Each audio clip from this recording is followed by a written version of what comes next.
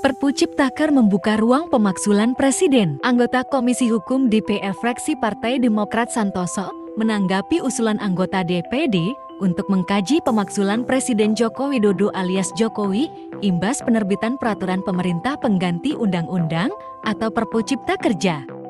Menurut dia, terbitnya Blade itu tidak akan menjurus pada pemakzulan. Musababnya, kata Santoso, alih-alih dilakukan karena dugaan pelanggaran konstitusi, pemakzulan lebih bersifat politis, ditambah lagi, Presiden Jokowi membuat koalisi yang gemuk, sehingga pemakzulan tidak akan terwujud hingga masa jabatannya usai pada tahun 2024. Pemakzulan yang dialami oleh Presiden Gus Dur menjadi pelajaran bagi pemerintahan Jokowi agar jangan sampai terulang kembali. Kata Santoso saat dihubungi, Senin, 2 Januari tahun 2022. Kendati demikian, Santoso menyebut Perpu Ciptaker ini bakal menuai banyak penentangan di DPR, termasuk dari partai politik koalisi. Dia menyebut penentangan ini ibarat haim wajib bagi parpol demi mendapatkan dukungan rakyat jelang pemilihan umum ke 2024. Untuk tidak ditinggal rakyat, parpol koalisi pun untuk urusan Perpu Ciptaker akan berseberangan dengan pemerintahan Jokowi karena ingin suara rakyat di 14 Februari tahun 2024, ujarnya.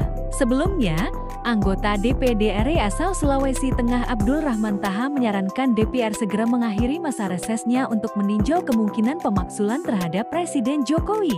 Sebab, kata dia, Presiden berkukuh menerbitkan Perpu Cipta Kerja dengan mengabaikan keputusan Mahkamah Konstitusi dan pelibatan rakyat. Menghadapi politik ugal-ugalan pemerintah semacam itu, seluruh anggota DPR seharusnya selekasnya mengakhiri masa reses lalu kembali ke Gatot Subroto untuk meninjau kemungkinan pemakzulan terhadap Presiden, kata Abdul.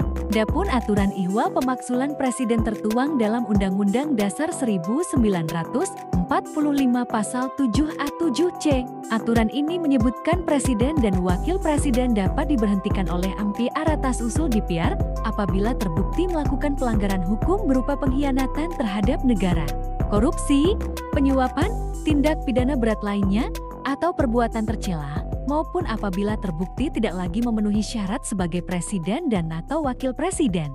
Kendati demikian, Abdul ragu jika DPR berani memaksulkan Presiden. Pasalnya, kata dia, koalisi pemerintah di DPR sangat besar. Kalau persoalan alasan pemaksulan, bisa saja ada pelanggaran terhadap roda pemerintahan. Dalam hal menjalankan fungsi dan kewenangannya, jika tidak sesuai bisa saja DPR memaksulkan. Tapi apakah berani? Koalisi saat ini sangat besar, kata Abdul.